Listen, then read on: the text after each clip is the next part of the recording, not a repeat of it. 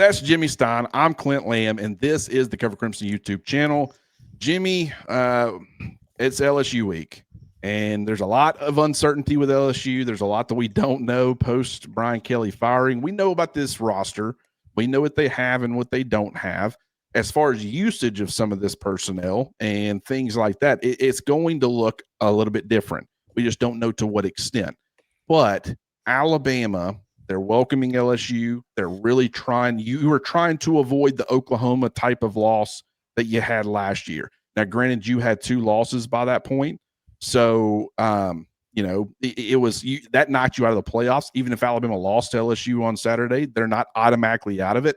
But what you're trying to do is down this home stretch, there's still a lot of losable games. Like, there are good teams. I mean, LSU can beat you. Oklahoma can beat you. Auburn and Jordan-Hare Stadium, I mean, I know what fans want to say, but they can beat you. So Alabama's got to continue to stay focused. But this team right now, the focus that they have had up to this point, I will say, it seems like nothing is filling that hunger until they're hoisting the trophy right at the end of the year. So, I mean, I'm feeling good about where this team is trending as they head into LSU this weekend.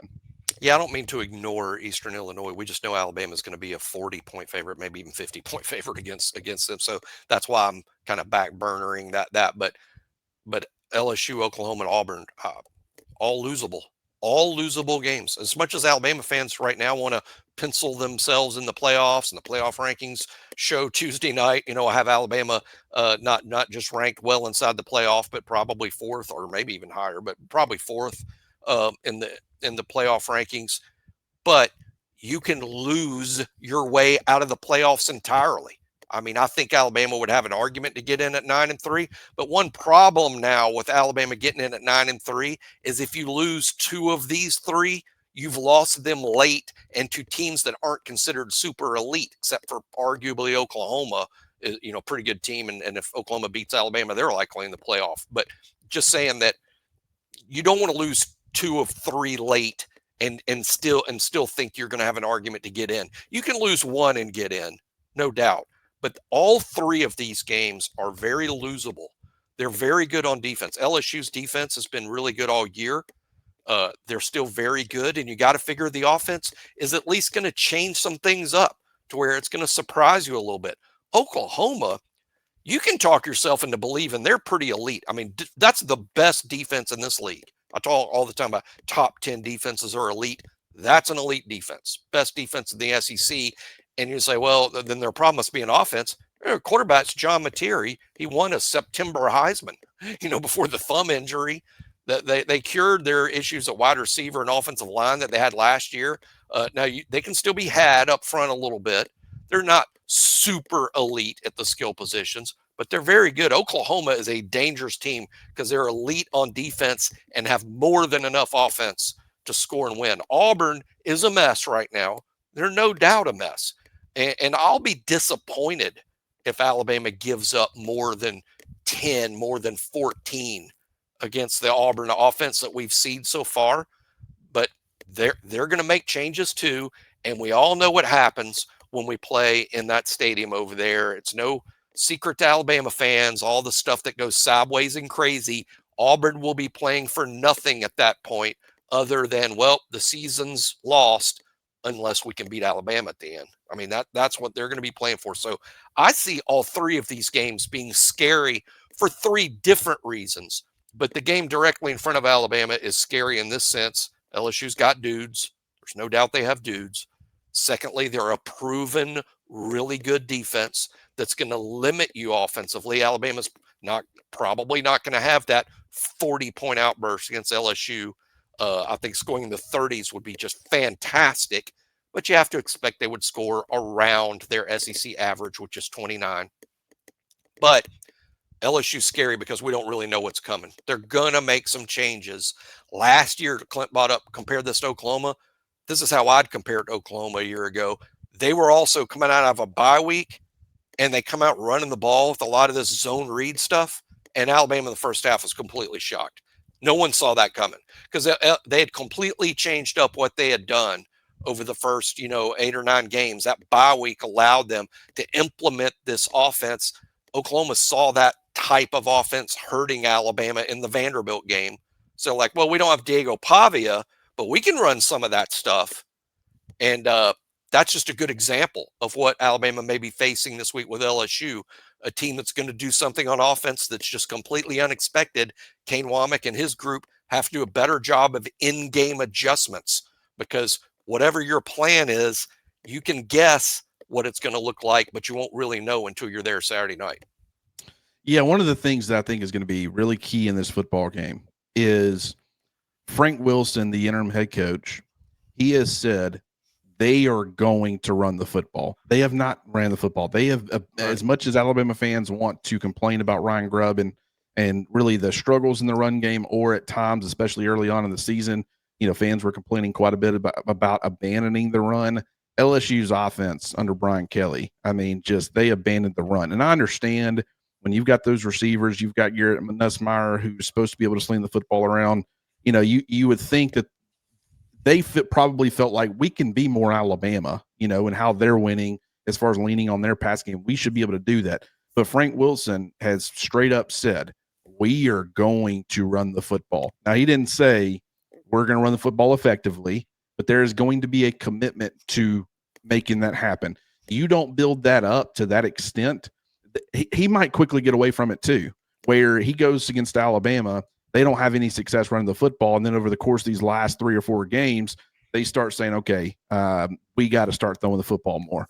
But you can't sit here and listen to him say that and then expect him to go into unless he's just trying to throw everybody off. And I don't think he would. I think there was a reason he said it. They're going to try. I think if you're Alabama, one of the key factors here is force them to continue to be one-dimensional, whether they want to or not. They have not been a great rushing offense. So even though they're trying to commit to the run game, make sure that they can't, make them ineffective doing it, and make them say, well, what we're going to do is we're going to try to be more balanced offensively as far as run pass called. And then it's like, okay, if you want to do that, you're just wasting plays, because we're not going to let you run the football. Continue to put it on Garrett Nussmeier, continue to put it on the passing game. In some ways that plays in LSU strengths, but anytime a team is one-dimensional, they're more limited than if they're able to run and throw the football. So that is something that I do think is going to be really important for Alabama, because I think they've actually been better stopping the run. They will give up the chunks every once in a while, but on a down in, down out basis, they've actually been pretty good stopping the run since Tim Keenan has gotten back and continue to get more and more healthy. I think Lennon Simmons is doing some good things against the run. I think, guys like Yanze Pierre out there on the edge doing a pretty good job against the run. And guys like Nikai Hill-Green, their emergence, that's what he does, is he can stop the run. He brings some pop and some power. And so, it may force LSU to continue to be as one-dimensional as they've pretty much had to be all year. I think that will they'll waste some time trying to establish a run game if you're willing to do that, if you're Alabama. Yeah, both Caden Durham and Harlan Berry, their numbers are okay. They're not great. It's kind of reminiscent of Alabama's numbers, honestly. It's not apples to apples, but it's sort of close, in terms of the down-to-down production from Caden Durham and Harlan Berry. But it makes all the sense in the world, Clint. We talked about the changes are coming. You said, hey, Frank Wilson said we got to run the ball. We got to establish or we got to run the ball better than we've been doing, or running more often. Makes all the sense in the world. He's the running back coach. Those are his guys. He's been coaching Caden Durham and Harlan Berry, those guys, going all the way back to the spring. These are his dudes. It makes all the sense in the world that he wants his guys getting more action, more runs. So I think that is, to some extent, a change we'll see. And you're right. I think Alabama's defense against the run is a little better than the numbers suggest. I mean, obviously, if you defend 5 run plays and you hold them to no gain 4 times, and then one of those 5 plays is a 60-yard run, the average looks terrible. But the fact of the matter is 80% of the time you're really good. And then that 20% of the time you weren't. Alabama's obviously got to clean that up, do a little bit better on the back end in terms of cleaning up, the plays that get away from you a little bit. And I do think tackling on the perimeter was an issue for Alabama, especially early. But Dijon Lee looks pretty good now coming on. He's got a lot more experience. I think him and Zabian, who are now the primary outside guys now, the perimeter defensive backs, I think they've done a better job lately. Durham and Harlan Berry haven't been super explosive. I think both have 60 or 50-yard runs. They're kind of like their longest runs of the year, which is good, better than Alabama's. From Jay Miller and Daniel Hill, haven't even had those type plays. But I do think you're going to see LSU make more of a concerted effort to run the ball, or at least stay a little more committed to it, with the running back coach now being the head coach. I think their main play caller is also going to be Atkins, who has some experience calling plays. So they fired Joe Sloan, the OC. So they're going to have new people calling plays. He's like a tight ends guy, and I think has some more experience as being more of a physical guy. Hankton, the wide receiver coach, is another possibility about calling plays, but I think they're going to go with Atkins here, which also lends itself to being a little more physical in the run game. That's what I think you'll see. But at the same time, Clint, there's some similarities between Alabama and LSU. One similarity I see is you've got a good quarterback who's good enough to even play at the next level. We'll see Nussmeier in the NFL to some degree. And he's throwing the ball to a pretty good collection of targets. Barry and Brown, Aaron Anderson, Nick Anderson, pretty dangerous. They have a dynamic tight end that they really thought going into the year was going to have a super season, but he's been hobbled. Maybe he's healthier now. So that's a guy you got to watch. But in that sense, I think the Alabama and LSU offense is a little similar. More dangerous in the pass game, dangerous outside guys, committed to the run, or they'll run it, but it hasn't been super effective or productive. Both teams struggling up front a little bit, but I think LSU struggles more real than Alabama's. They don't have Parker Brailsford, Caden Proctor like Alabama's got. So I think Alabama's offensive line's been a little bit better than the critics insist that it is, and certainly better than LSU's. But in some senses, these are kind of similar looking teams on offense. Yeah, and I do think that right now LSU is absolutely featuring Trey'Dez Green, who is the tight end that you were talking about. I mean, you talk about the last 3 games, 11 targets, 6 targets, and 6 targets. Those have been the 3 starts that he has had now that he's 100% healthy. And so now he's averaging about 8 targets a game, just under 8 targets a game. That's a lot. That is a lot, especially for a tight end, 6'7", 240 pounds, big body guy with a lot of length. Alabama trying to match that length. I'll be curious to see how they do that. They just lost Mason Taylor to the NFL draft, but going into this year, they felt they were even better. I mean, from talk around, they think, hey, we lost Mason Taylor, but we might even be more dangerous. That should just tell you how high they are on that kid. Yeah, I mean, and it's when you look at just the usage, I mean, it's very evident. And anytime, sometimes you might see a spike, but for a tight end to be seeing close to 8 targets a game, I mean, he's a big body pass catcher, and that length can be a problem. And so, is it second level linebackers? Is it safeties? How much is it Deshaun Jones? I mean, can they get Dijon Lee on him at times? Maybe Zay Mincy and his length. We'll have to wait and see kind of how they try to attack him. But he is a guy who has really come on strong.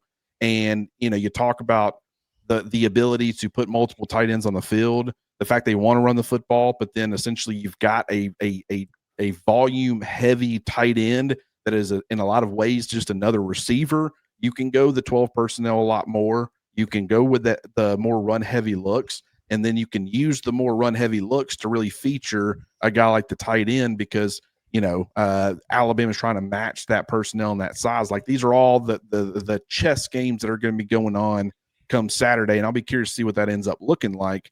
But what I will say is that just Alabama and their offense, and the fact that they get to play at home, the fact that in the last show I talked a lot about Lottie Brooks and kind of the increased impact that I think he's going to have.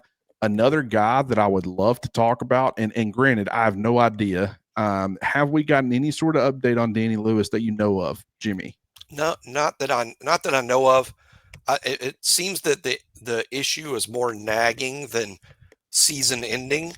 But man, I bragged about your take on Danny Lewis a while back, that Alabama's best run games have all come in the games in which Danny Lewis played a role, and that Alabama seems to run the ball. That makes so much sense logically, but it doesn't have to make sense logically. Just look at the very fact that Alabama has run the ball better with Danny Lewis. I think he's a key player for Alabama down the stretch, though Caleb Edwards probably improving week to week as a true freshman because he kind of plays Danny Lewis's role when Danny can't go. But no doubt you're better off with the redshirt junior playing against his home state school. I think having Danny Lewis is key to that Alabama run game. And the better the run game is, the more pressure you're taking off a Ty. So I like that you're asking about Danny Lewis because I think that he's quietly a key to this offense.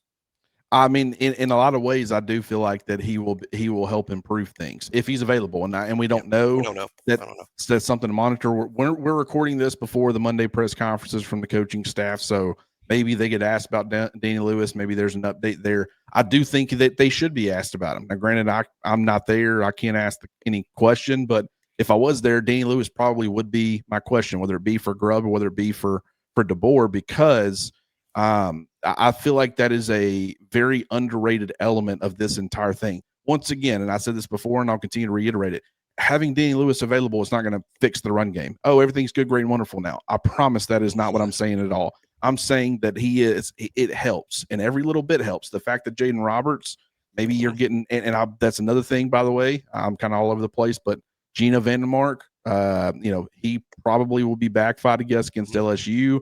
What does it look like at right guard? Does the platoon become between Gino Vandermark and Cam Dewberry at left guard? Where does Will Sanders fit in? Does he fall by the wayside now that Jaden's fully taken over on the right side? Or has Jaden taken over fully on the right side? I think that he should.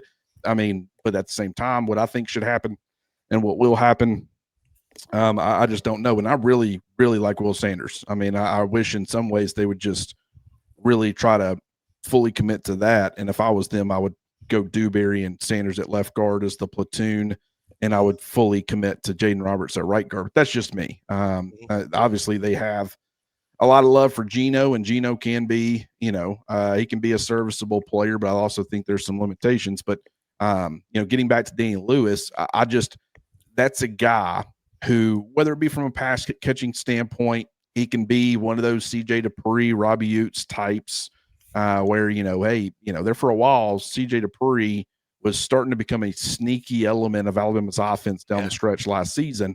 I could see, that being, Cuevas is more of the, hey, it's third in a critical situation, or it's, fourth and goal, or we got to have a 2-point conversion or something. Like Josh Cuevas, while he is not like a volume piece, he is a guy that they trust in those critical moments. I don't think you would trust Danny Lewis in those critical moments compared to a lot of the receivers like they would with Cuevas. But Lewis's ability to get guys blocked and be a good tight end for the offense, I think would very much help things. So that's something, whether it be against LSU, and we'll just have to monitor it, or as you continue to move forward down the stretch, that is something. Because, and it's interesting, Jimmy, a lot of these teams like LSU, inability to run the football. You talk about Alabama, haven't really had the ability to run the football. Georgia, they've obviously gotten a lot better at it. Last year, they really couldn't run the football effectively. A lot of these offenses right now, they are struggling to run the football, and it's making them more so one-dimensional, and it's all about your ability to overcome some of that. And I think that it's the run stunts. It's the way that the defenses are playing the run game compared to in years past. I think they're catching up to it a little bit, and they're just it's become a lot more difficult to run the football. But you're seeing very effective offenses overall that don't run the football particularly well, but at the same time, Ole Miss can run it. A&M can run it. Like, probably the most consistent offenses are the ones that do have that complementary style of run game. Not in Missouri, though, where it's really run leaning. Yeah. And, you don't really have enough of a complementary passing game to complement that. But at the same time, running the football is a critical piece of all of this.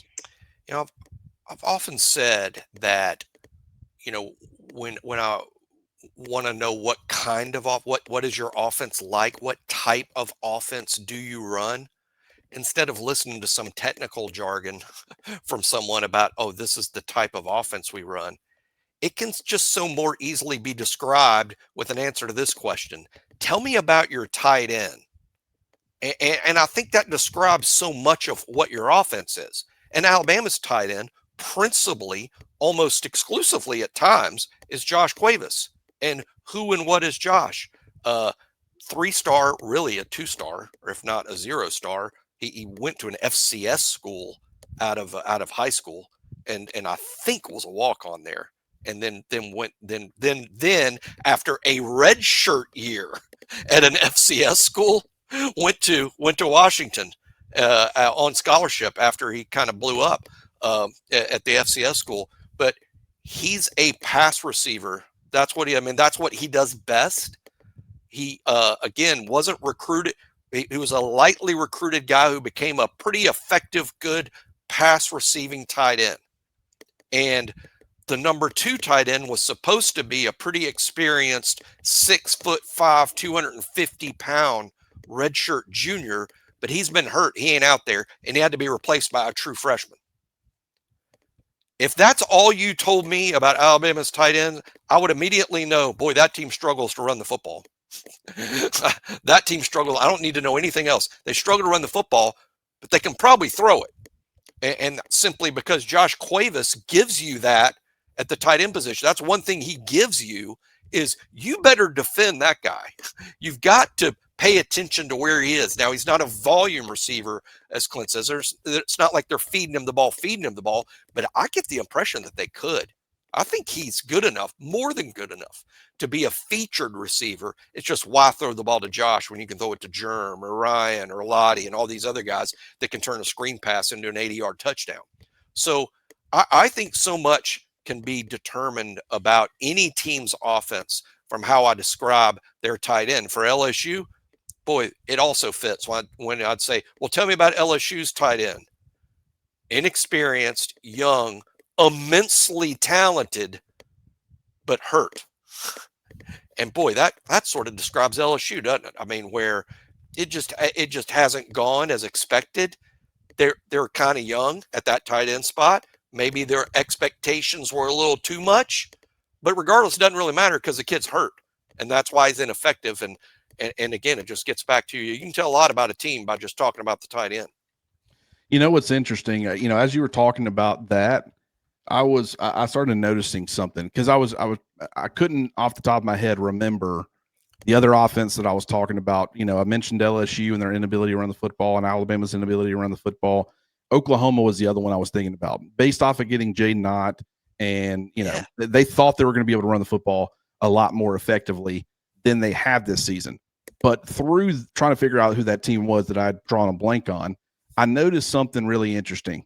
So going into the season, the projected order of finish for the SEC was Texas, Georgia, Alabama, LSU, South Carolina, Florida. But Oklahoma was certainly a team, like people like Josh Pate thought they were a potential playoff contender and stuff, right. And they were certainly up there as well. But when you talk about, okay, Texas is 94th in the country in rushing offense. Alabama, 114. LSU, 124. South Carolina, 128. Florida, 103. You've got, and then of course Oklahoma is 91, who was also in that conversation. You've got teams. Texas A&M's running the football pretty well. Georgia has run the football a lot more effectively than they did a year ago. But there are so many SEC contenders going into the season, and you've got 6 of them who were in that conversation, 6 of the top 8 probably, or 9 teams that have not had the ability to run the football. So for Alabama fans, you've got to understand this isn't Alabama specific. This is a limitation that is that great run defenses in the SEC, is that I have no idea what to attribute that to. I'd probably need to go look into it. But what I will say is, Texas haven't been able to run the football like they wanted to, even with Arch Manning in his legs. Oklahoma, like I said, Jaden Knott was considered one of the best transfer portal running backs out there with John Mateer's legs and what Oklahoma had as far as receivers and things like that. They really thought they were going to be a very dynamic, very effective offense, and they thought they were going to have a strong complementary run game, just like we thought Alabama was going to have a strong complementary run game. Florida, I think Florida is a little bit strange there, a little bit. South Carolina, Lenore Sellers' legs, the fact that they got Faison out of the transfer portal. I understand that was like a late waiver that he got to be eligible, and maybe that threw things off. But just all these offenses, Jimmy, for one reason or another, they're struggling on the ground. Yeah, and I point to the offensive lines because, man, when you're going over those teams that struggle to run the ball, they got some dudes or perceived dudes at running back. I mean, Texas with Wisner and Baxter. Baxter. Yep. South Carolina was really proud about getting Faison from the transfer portal. They were bragging on that guy. Florida's got that Bow kid that seems to be Really good. as good as any running in terms of, he's just a super talented kid. It's just crazy to me that and LSU can't run the ball. Caden Durham and Harlan Berry was like a 5-star type himself. I mean, certainly a very highly recruited back, the freshman. But he's fared no better than Caden Durham has. It's got to be a lot of offensive line issues where probably a lot of teams around the league lost a lot of linemen. And when they went to the transfer portal, you get distracted by the shiny skill guys, the Ferraris, the skill speed guys, and you spend all your money there instead of spending it on an SUV, a big truck, a Ford F-150 that sort of get things done trucks that don't cost as much and they're not as flashy, yet they're just so vitally important. My guess as to why all this is happening is there's just a number of offensive lines around the league that aren't very good. But the offensive lines in the league that are good are having some success, like Texas A&M, I think, has the number one offensive line in this league. No coincidence that they're at the very top of the league. Georgia has had a little trouble staying healthy, but they run the ball better than they have before. One guy I will point out that runs the ball great while we're talking about SEC running backs, just a shout out to this guy. Every time I see him play, my jaw drops. That's Kewan Lacey at Ole Miss. That kid is fantastic. I think he is as good of a running back as I've seen all year in the sport, including Ahmad Hardy, who I think is fantastic. But Lacey at Ole Miss, he is good. He is good. He does a lot of it on his own too, but he is a good football player. Well, and one of the things that I agree, Ole Miss out of all these teams, like Texas A&M, as far as rushing offense, they are 23rd. So I mean, like nothing crazy, but top 25 rushing offense, and they're the only undefeated SEC team. I don't think that's a coincidence. But then you start looking at like Ole Miss 32. Lacey, I agree 100%. I think he is emerging as one of the better running backs in the conference, one of the better running backs in the country.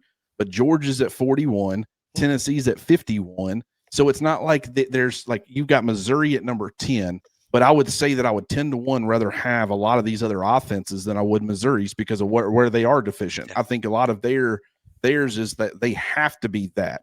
Right. You look at Vanderbilt's 33rd, which makes sense because Pavia is gonna want to run the football, and there is a commitment there where they really want to play off of that. And Pavia's grown as a passer, but that's not overly surprising. But at the same time, I mean, we're not asking Alabama to have a top 25 run game necessarily. If you're up in the 40s or the 50s or, in Ole Miss's case, low 30s, like this is kind of where it would be nice for Alabama not to get. I mean, they're not climbing that high based off of season averages. I just don't think they would get there. But, moving forward, if they could get in the 40s, 50s, 60s as far as rushing offense moving forward amongst everybody else, I think that's exactly the range we're talking about, because when you combine that with their ability to throw the football, I mean, I'll go ahead and tell you, Alabama hadn't gone play action as much. That's kind of it. They haven't committed to that as much as they were early in the season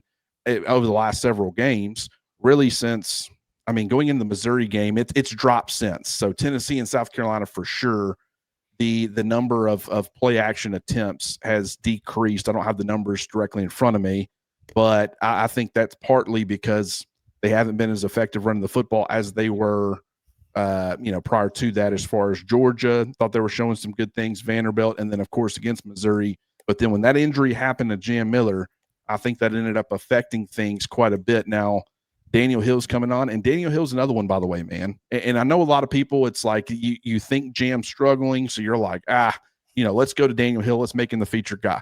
I was a big Daniel Hill guy, and I even said during the summer I could see a scenario where Daniel Hill becomes the lead horse, not the workhorse, but the lead horse that continues to have Jam Miller and maybe one other guy. But at the same time, I also understand that Jam was doing some really, really good things prior to that concussion against Missouri. And I think we need to see him post bye week before we make any sort of commitment to Daniel Hill. Because while I do think Hill has continued to emerge, and I love what they're doing with him, it's not the traditional thing that you see with running backs. They're moving them around quite a bit more, which I love that versatility. I talked about that versatility in the offseason. I definitely thought that is a niche where he could end up impacting the offense. But I think right now, I still am very committed to this idea of Jam Miller and Daniel Hill, and it being pretty evenly split. And not saying, I mean, maybe a little bit towards Jam, but I think that's Alabama's best bet as far as running back tandem. And it's like you said, all this is offensive line related, majority of it, because Jaden Knott should be a much better player at Oklahoma or much more effective than he's been. I think that's offensive line related. South Carolina, I do think that you got a rushing quarterback, should be one of the most dynamic runners in college football, but their offensive line has been piss poor.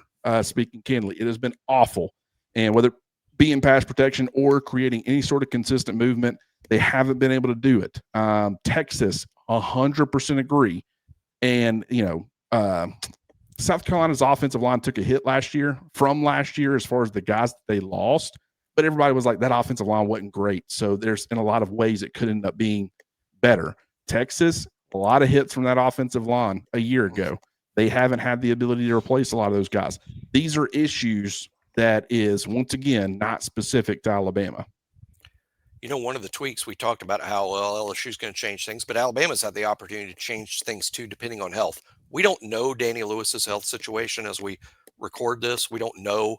My feeling is that, and this is a guess, is that he's going to play against LSU and be good. My feeling is, I wonder if one of the tweaks Alabama might consider, and boy, talking about Ryan Grubb getting in his box of toys, but what about if Danny Lewis is back? Can't do this with Cuevas most likely, but with Danny Lewis back in his Y position up front, maybe you can toy with some 21 personnel, something you hardly ever see, or certainly not at Alabama. But what I mean by that is if Danny Lewis is at his Y spot next to the tackle and Jam Miller is at the traditional running back spot, you have Daniel Hill sort of in the Josh Cuevas role, not playing tight end. He doesn't play tight end. But with Cuevas, what do? You move him around and try to find matchups. That's what you can do with Daniel Hill, who was the leading receiver in the game against South Carolina. He's a nightmare in terms of being a matchup in the pass game. So you wonder if with Danny Lewis back, you can toy with that. Two backs on the field at the same time with Danny Hill in the move role, similar to how you use Cuevas. But that's just something to talk about. But and I'm not using it as an example of, hey, you guys watch for this to happen Saturday. What I'm saying is these are the sort of things you can do with your bye week. Assuming you're healthier, assuming you have more pieces, these are the things you can do on those off days. It's not just sitting around with extra time to study for LSU. Besides, what are you studying anyway? You're studying an LSU offense that fired their OC, that elevated their running back coach to head coach, whose tight end coach is probably going to be the guy calling plays, probably. So what are you going to do? You're going to go back and watch tape. I think Atkins have been an OC in the past somewhere at some small. You're going to have to go back and watch tape of that. I mean, I doubt it. But the point is, you don't know what LSU is going to do anyway. You're just almost better spending time on Alabama, tweaking our own things so they don't know what's coming because they think they've got 8 games plus to watch of the same offense, the same dudes doing the same things. I wonder if Alabama might out-tweak LSU in this having the 2 weeks to prepare. Yeah, and I mean, we've already seen some things as far as like Daniel Hill, and really it's not specific to Daniel Hill. I just like it the most with him. But, there was a play against South Carolina that comes to mind where, they start off with Caleb Edwards being split. He's flexed. And then you have Daniel Hill in shotgun to the right of Ty. And then Ty motions, obviously, they do a lot. Daniel Hill ends up stepping up into a wing role as kind of an H. Caleb Edwards motions in. He lines up as an H, a wing to the opposite side where you look like you've got two tight ends. And then, granted, I don't remember what play they ran off of that.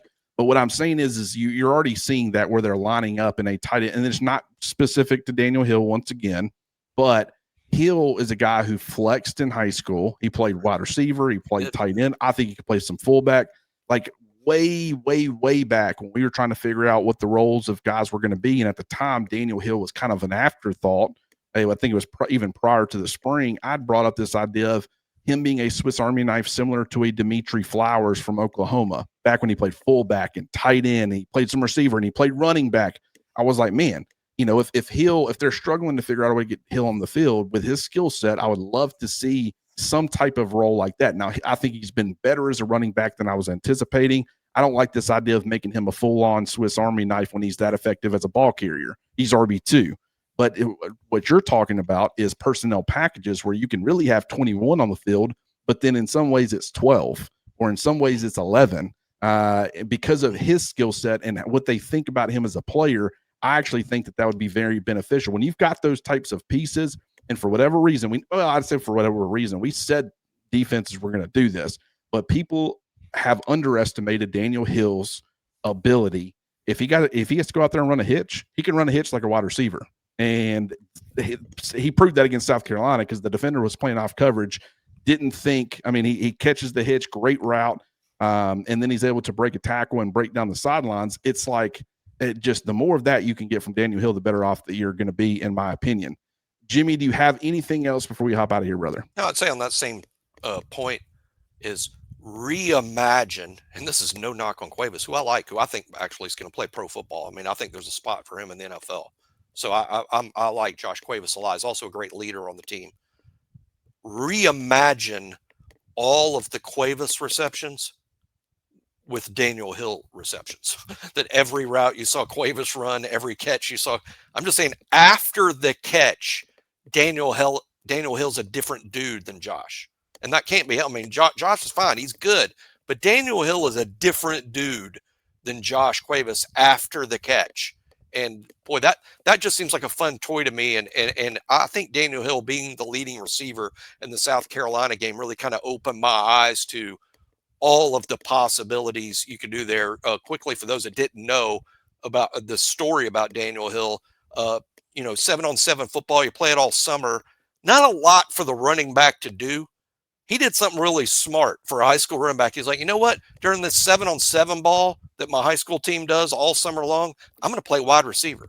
I'm going to play wide receiver. Spend all summer playing wide receiver with the wideouts. Not that he was a position move by any means. Once the season started, boom, he's right back at running back.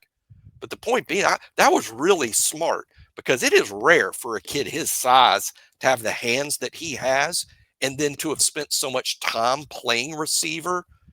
It's just a total unique weapon that Alabama has. And I think Alabama's starting to take advantage of that. Well, they already had different, body types and skill sets at wide receiver and stuff. But then with Jerry Bernard, the fact you can line him up at running back, at wide receiver, inside, outside, slot outside, you can line him up at quarterback, in certain instances. When you add in a Daniel Hill who can play running back, who can play some tight end, some fullback, play out there at wide receiver, maybe can play some slot. Like, you start talking about the versatility that you have, not just creating mismatches and problems for the defense from a personnel standpoint and the types of players that you put on the field, but also the versatility of those players and lining them up in different places. We've seen it with Jeremy Bernard. I would like to continue to see some involvement as far as Daniel Hill is concerned, where, like I said, I love that one play where they flexed him and then they allowed him to run that hitch because they love going empty. Like, it simplifies the picture for Ty. And in certain instances where things are maybe causing some problems, crowd noise and things like that, simplifying the picture can be beneficial. So when you've got a running back who can, motion out to empty and can still be an effective route runner and pass catcher, and especially a guy his size who can break some tackles, the contact balance down the sidelines, like, you can end up having some fun with that if you're Ryan Grubb. And so I think they're already doing some of that. I think that will continue to evolve over the course of this home stretch. So definitely think that's going to be something worth monitoring and watching. Jimmy, I appreciate you so much hopping on here with me, brother. This has been fantastic. We're going to be talking more about LSU on Tuesday and previewing the game and diving more into the weeds, what LSU has from a personnel standpoint, what they like to do specifically, the head coach, really the coaching changes in general. And we're going to be trying to figure out, okay, what does that mean for Alabama, and trying to hack the code of this LSU team prior to Saturday. So appreciate you as always, brother. And we will talk to you guys soon. Definitely get on over to roback.com. Use the promo code Crimson20 to get 20% off your order. Getting to be the holidays. Definitely take advantage of that. And once again, we will talk to you guys soon. Thank you all for being here.